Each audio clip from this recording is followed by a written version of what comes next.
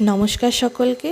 আজ কিন্তু চলে এসেছি উইন্টার স্পেশাল একটা ডেজার্ট গাজরের হালুয়া নিয়ে। তো চলুন দেখে নিই কী কী উপকরণ লাগছে আমাদের। নিয়েছি 900 থেকে 1 কিলো মতো গাজর, 1 বাটি মিল্ক পাউডার, 1 বাটি দুধ ঘন করে জাল দিয়ে, 1 বাটি চিনি, কাজু, আমন্ড, কিশমিশ আর নিয়েছি গরম দুধের মধ্যে কিছুটা কেশর ভিজিয়ে। তো চলুন দেখে নিই একদম লেস অয়েল বা ঘি দিয়ে আমরা কিভাবে এই রান্নাটা করব। প্রথমেই কিন্তু আমি শুকনো কড়াইয়ের মধ্যে গ্রেট করা গাজরগুলো দিয়ে দিলাম। লক্ষ্য করে দেখবেন এই সময় কিন্তু আমি কোনো তেল বা ঘি ইউজ করিনি। এটা একটা টিপস বলতে পারেন। প্রথম অবস্থায় যদি তেল বা ঘি ইউজ করেন সেক্ষেত্রে কিন্তু আপনাকে অনেকটাই তেল বা ঘি দিয়ে গাজরটাকে ফ্রাই করতে হবে। তাই আমি ইনিশিয়ালি কোনো তেল ইউজ করিনি। শুকনো কড়ার মধ্যে গ্রেট করা গাজরটা দিয়ে দিয়েছি এবং দেখুন তার মধ্যে কিন্তু দিয়ে দিয়েছি 1 বাটি মতো চিনি।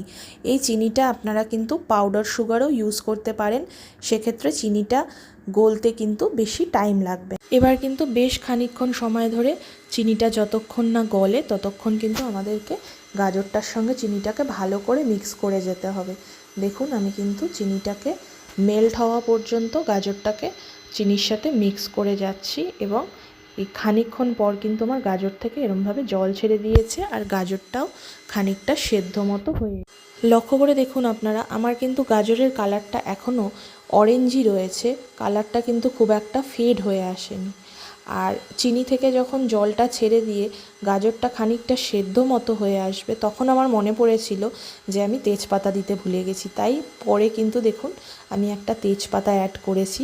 এই তেজপাতাটা আপনারা একদম ফার্স্টে অ্যাড করবেন, অল্প একটু ঘি দিয়ে তার মধ্যে কিন্তু আপনারা তেজপাতাটা দিয়ে তারপরে আপনারা কড়ার মধ্যে কিন্তু গ্রেট করা গাজরটা দেবেন। যেটা আমি ফার্স্টে আপনাদের দেখিয়েছিলাম, শুকনো কড়ার মধ্যে গাজরটা দিয়েছিলাম, ঠিক সেই সময়ই আপনারা কিন্তু গাজরটা দেওয়ার আগে সামান্য একটু ঘি দিয়ে তারপরে তেজপাতাটা দিয়ে তারপরে আপনারা গাজরটাকে দেবেন। দেখুন এরপরে কিন্তু আমি দিয়ে দিলাম সামান্য একটুখানি এলাচের গুঁড়ো। এলাচের গুঁড়োটা দিয়ে কিন্তু আপনারা আবারও গাজরটাকে ভালো করে মিশিয়ে নেবেন।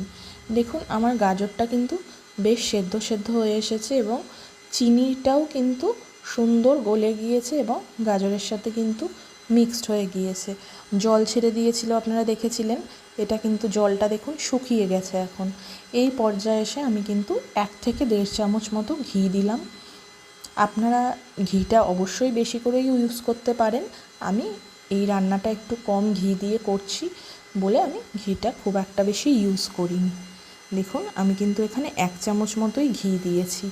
এবার আমি ঘিটাকে আবারও ভালো করে কিন্তু গাজরের সাথে মিক্সড করে নেব, যাতে ঘিয়ের গন্ধটা কিন্তু পুরো গাজরের মধ্যে ঢুকে যায়। এতে কি হলো, আমার কিন্তু ঘিটা অল্প দিলেও হয়ে গেল। আমি প্রথমে ইউজ করলে হয়তো ঘিটা আমাকে আরেকটু বেশি দিতে হতো, যেহেতু গাজরটা সেদ্ধ হওয়ার পরে আমি ঘিটা দিলাম, এতে কিন্তু আমার ঘিটা একটু কম দিলেও হবে। তো দেখুন এবার কিন্তু আমি ভালো করে এটাকে নাড়াচাড়া করে নিচ্ছি। গাজরটা কিন্তু দেখুন কোয়ান্টিটিতেও অনেকটা কমে এসছে, সেদ্ধ হয়ে এসছে। দেখেই বুঝতে পারছেন কতটা কোয়ান্টিটি প্রথমে দিয়েছিলাম এবং গাজরের কিন্তু দেখুন টেক্সচারটাও চেঞ্জ হয়ে গেছে। এবারে কিন্তু আমরা এটার মধ্যে দিয়ে দেব ওই যে কেশর দিয়ে দুধটাকে ভিজিয়ে রেখেছিলাম সেই দুধটা। এটাতে আপনারা গরম দুধ ইউজ করবেন। গরম দুধ দিয়ে আধ ঘন্টা মতো কিন্তু কেশরটাকে ভিজিয়ে রেখেছিলাম আমি। দেখুন এই কেশরটা দিলে কিন্তু খুব সুন্দর একটা গন্ধ হয় গাজরের হালুয়ার মধ্যে, ভীষণ একটা রিচ স্মেল আসে কেশরের। আপনারা কেশরটা না থাকলে এটা স্কিপও করতে পারেন। দেখুন আমি কিন্তু আবারও কেশর দুধটা দিয়ে ভালো করে মিক্সড করে দিলাম, সুন্দর করে মিক্সড। এই রান্নাটা কিন্তু পুরোটাই মিক্সিংয়ের ওপরে নির্ভর করছে। যত ভালো আপনি মিক্স করতে পারবেন এবং যত ধৈর্য ধরে আপনি রান্নাটা করতে পারবেন, যতক্ষণ টাইম নিয়ে রান্নাটা কিন্তু ততটাই ভালো হবে। তো দেখুন আমি আবারও গাজরের হালুয়াটাকে ভালো করে মিক্স করে নিয়ে এবার আমি কিন্তু দিয়ে দিলাম সামান্য, আমার কাছে একটু আমন্ডের আর বাদামের গুঁড়ো ছিল, সেই গুঁড়োটা আমি ইউজ করলাম, এটা আপনারা নাও দিতে পারেন। এবার আমি দিয়ে দিচ্ছি মিল্ক পাউডারটা। 1 বাটি মতো মিল্ক পাউডার আমি এখানে দিয়েছি। মিল্ক পাউডারটা দিয়ে কিন্তু আমি এটাকে আবারও ভালো করে মিক্সড করে নেব গাজরের হালুয়ার সঙ্গে। একটু লক্ষ্য রাখবেন মিল্ক পাউডারটা কিন্তু একটু লাম্পস থেকে যাওয়ার সম্ভাবনা থাকে, তাই এটাকে কিন্তু খুব ভালো করে মিক্সড করবেন। লাম্পসগুলোকে কিন্তু যাতে না হয় সেরকমভাবে এটাকে মিক্সড করবেন বেশ কিছুক্ষণ টাইম নিয়ে। দেখুন আমি কিন্তু সেরকমভাবেই মিক্স করছি। যাতে লাম্পসগুলো সব ভেঙে যায়। সুন্দরভাবে মিল্ক পাউডারটাকে কিন্তু আপনারা হালুয়ার সাথে মিক্সড করে নেবেন। এবার আমি দিয়ে দিলাম যে বাদামগুলো রোস্ট করে কুচিয়ে রেখেছিলাম সেই বাদামগুলো। দেখুন এখানে আমন্ড আর কাজু বাদাম আমি ইউজ করেছি। এই যে কাজু বাদাম কুচিয়ে রেখেছিলাম সেগুলোকে আমি একটু রোস্ট করে নিয়েছিলাম, আপনারা এমনিও ইউজ করতে পারেন।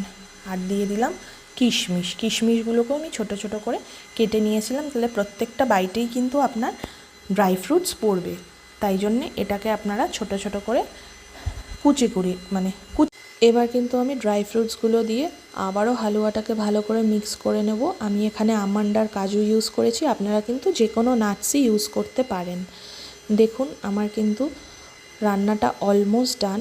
হালুয়াটা দেখুন কড়াই থেকে এরকম যখন উঠে আসবে তখন বুঝবেন রান্না আমার অলমোস্ট ডান।